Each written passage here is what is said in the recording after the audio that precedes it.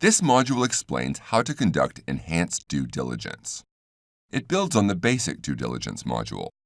If your basic due diligence finds a red flag, then you need to conduct enhanced due diligence. This lets you source responsibly from high-risk areas. It provides reasonable assurance that you're not supporting armed groups or contributing to human rights abuse. That keeps your company on our conformance smelters list and satisfies your customers that you conform to the OECD guidance. Let's say one of your suppliers is offering you a major new source of materials, but they're found in a high-risk area, and there aren't any upstream assurance mechanisms there to help you. Your manager is trying to decide whether it's worth the effort of conducting due diligence. How would you advise?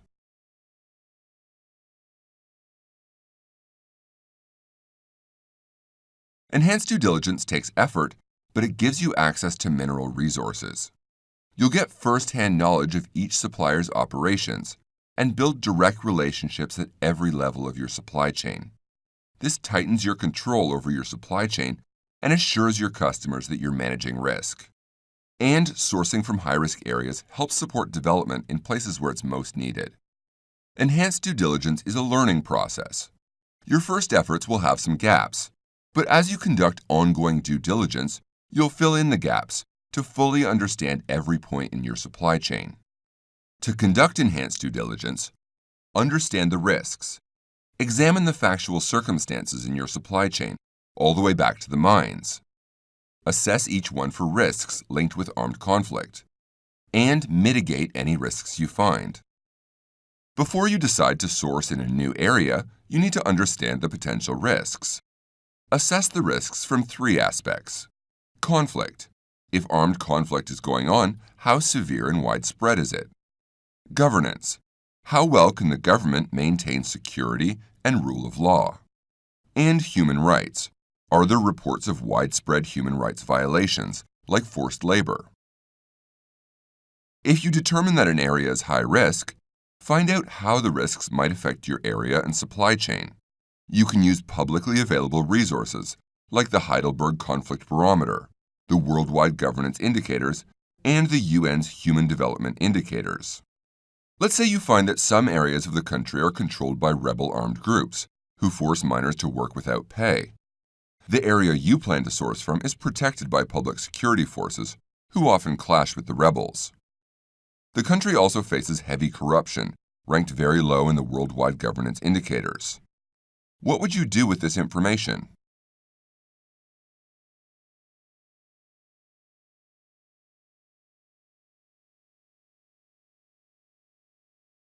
This is an extreme example, but even these risks don't prevent you from sourcing responsibly in that area. By knowing about the potential risks, you can focus your due diligence on identifying and mitigating incidents of those risks in your supply chain. Now that you know the general risks, examine the specific situation in your supply chain. We call this mapping the factual circumstances. It has 4 parts. Map the supply chain.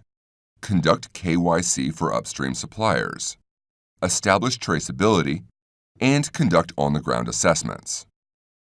First, you need to know who handles the materials before they get to you, and where you can find each of the suppliers. Talk with your direct supplier to gather everything they know about their suppliers, mineral origin, and transportation. They should also be able to help you engage with other supply chain actors until you get a complete picture. Here's an example of what mapping your supply chain might look like. You start by talking to the exporter, your direct supplier, to gather more information about the supply chain. They export minerals that they receive from 12 different traders who collect minerals from artisanal mine sites. You may develop a form with questions to send to your traders, asking for details about the trader's business, the mines, and transportation routes. You get the forms back filled out by the traders and confirmed by the exporter. The traders have included data for each mine site they buy from, including name of mine site, mine cooperative, pit leaders, GPS coordinates, number of workers, and directions to the site. The trader also shows each transportation route the minerals might take, from the village to the exporter in the provincial capital. You now have a complete list of the names, locations, and transportation routes of every actor in your supply chain. You've mapped your supply chain. You've now identified all the actors in your supply chain, but who really owns these businesses?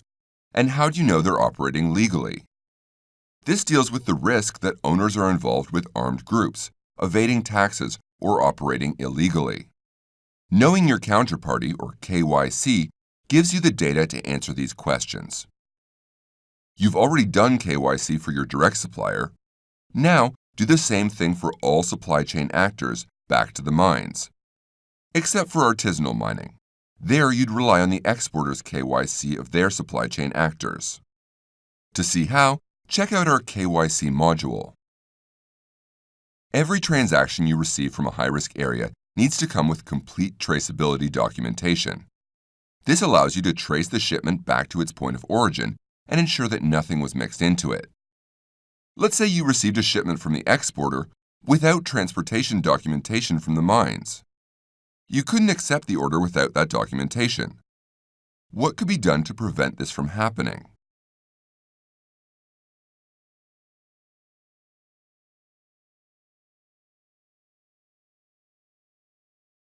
Work with your direct supplier to define the traceability documentation that you require.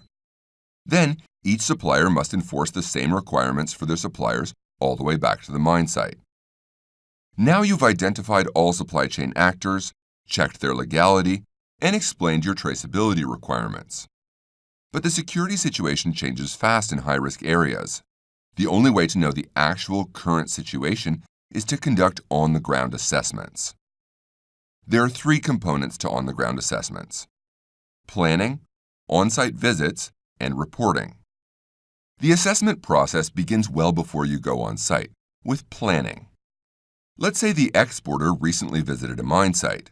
His report tells you there are 7 mine pits and 40 miners, and their production capacity is 100 kilograms per day. They didn't see any underage workers on site or any armed forces in the area. Can you rely on the exporter's assessment, or do you need to conduct your own?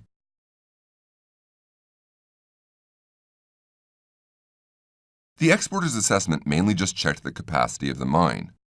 Just looking around for underage workers or armed forces isn't a real risk assessment. A reliable risk assessment requires preparation. You'll need to appoint a qualified assessment team, define the scope, and identify relevant stakeholders to interview. Appoint your own assessment team with people who have assessment skills and people who know the local supply chain. They should have expertise in assessment techniques, be able to apply these practices in high-risk environments, speak the local language, understand the local supply chain, and be able to identify and engage with stakeholders. Now that you have a team, what and who should they assess? Define the scope of the assessment. This needs to cover every stage of the supply chain all the way back to the mines, including transportation routes. If the materials are artisanally mined, you might not be able to visit every single mine pit, but you need to at least visit a representative sample. You should also examine the exporter's due diligence systems. The exporter has influence and knowledge of upstream suppliers. If they conduct effective due diligence, your job is much easier. Does their supply chain policy align with the OECD model policy? Do their material control systems account for all materials they receive and export? Do they conduct mine site visits that are sufficient to identify risks? Do they effectively mitigate any risks they identify? During your assessment, the team will also visit key stakeholders. This includes stakeholders who are responsible for making sure operations are legal and safe, as well as those impacted by the mining operations. Stakeholders should include representatives from miners, communities, security forces, and government agencies. Speaking with relevant stakeholders will give you a picture of what's happening and why. Once you've planned the assessment, your team is ready to go on location. They'll conduct observations, stakeholder interviews, and documentation review. The assessment team needs to make observations during the entire visit to the region, not just the mine site, but also transportation routes, villages, and surrounding area. Record observations to compare them with the research, documentation, and testimonies of interview subjects. Then interview stakeholders to gather first-hand information.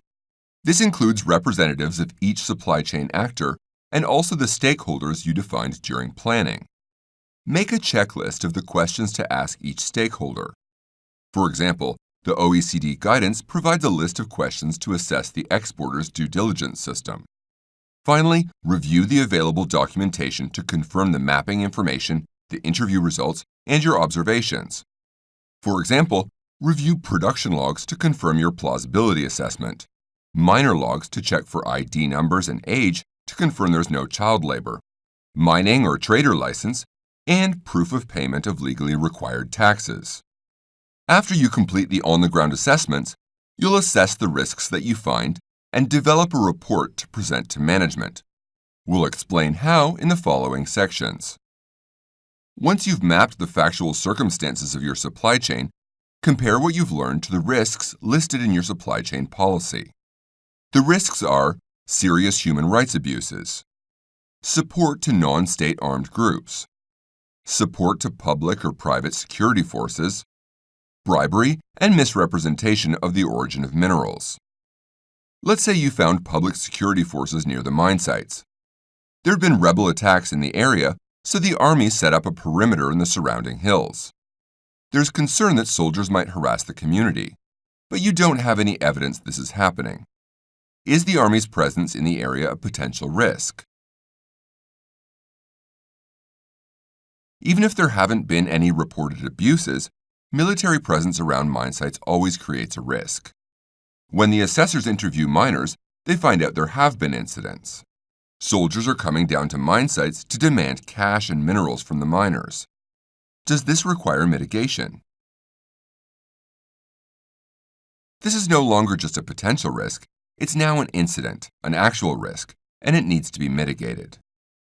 Now, management will decide how to respond, so they'll need a report with all the critical information that explains the risks that you discovered.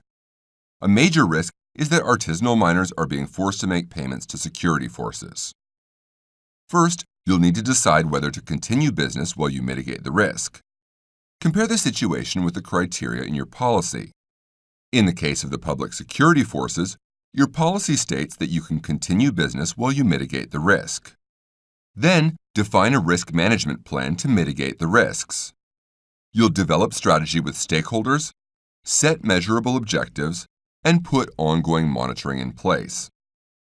Consult with stakeholders to develop a strategy to mitigate the risks.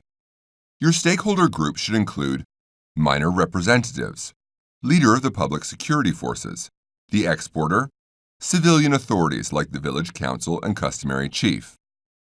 By gathering stakeholders, you can develop solutions that accommodate the needs of all stakeholders and have the authority to implement them. For example, let's say that you find out that the local military unit hasn't received full funding, so the soldiers aren't getting their full pay. That's why they've been extorting the miners. You need to meet with the military commander along with key stakeholders to reach an agreement that the military will prevent soldiers from extorting the miners. Set objectives that will mitigate the risk and measurements to track your success in achieving them. In our example, your objective is to eliminate all payments to the military. Define milestones and deadlines so you can monitor progress in achieving your objective. For example, you could set milestones of a 50% decrease in the number of reported incidents by the first month, 80% decrease by the third month, and 100% decrease by the sixth month. You'll need to track performance during the mitigation period and then maintain ongoing monitoring afterward to make sure that your solution stays in effect. Let's say 3 months have passed since the mitigation period began, but there's been no decrease in the number of incidents. How should you respond? To ensure your supplier puts their full effort into achieving your plan, define consequences for missing the deadline, like suspending the business relationship till the plan has been implemented.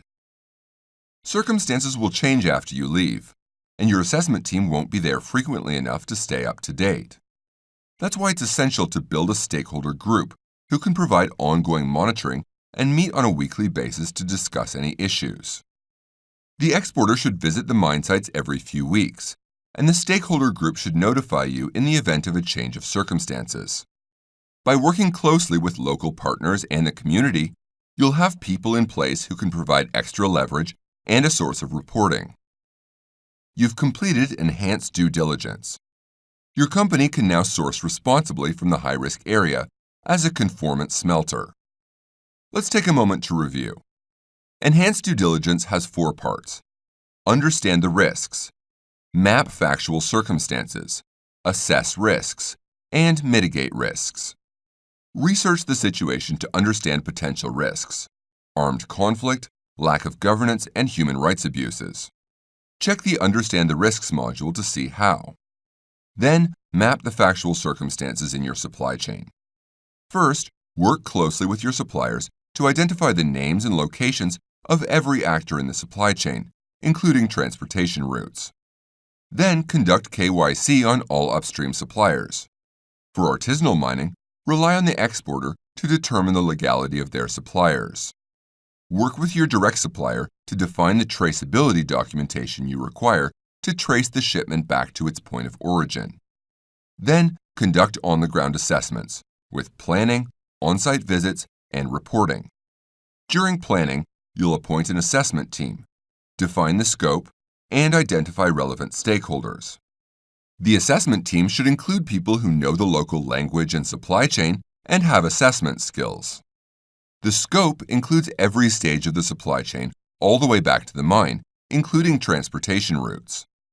The assessment should also check the exporter's due diligence systems, supply chain policy, material control system, mine site assessments, and risk mitigation. Then, identify relevant stakeholders for the team to meet with, like local community leaders and organizations, government agencies, security forces, and of course the miners. After planning, your team is ready for on-site visits. They should record their observations during the entire visit to the region, including transportation routes, villages, and surrounding area. Interview stakeholders to gather first-hand information, including each supply chain actor and the stakeholders identified during planning. Make a checklist of the questions to ask each stakeholder. Finally, review the supplier's documentation to confirm the mapping information, observations, and stakeholder interview responses. Then, assess the risks and report findings in the final 2 parts of enhanced due diligence. To assess the risks, compare your findings with the risks in your supply chain policy. Then, develop a plan to mitigate the identified risks. Present your findings in a report to management so you can agree on how to respond. First, decide whether to continue, suspend, or discontinue business during mitigation, based on the criteria in your supply chain policy. Then, develop a risk management plan by developing a strategy with stakeholders, setting measurable objectives, and conducting ongoing monitoring. Consult with stakeholders to develop a strategy to mitigate the risks. Set objectives that will mitigate the risk and define measurements to track your success in achieving them. Agree with the supplier on a timeline and milestones with defined consequences for missing deadlines.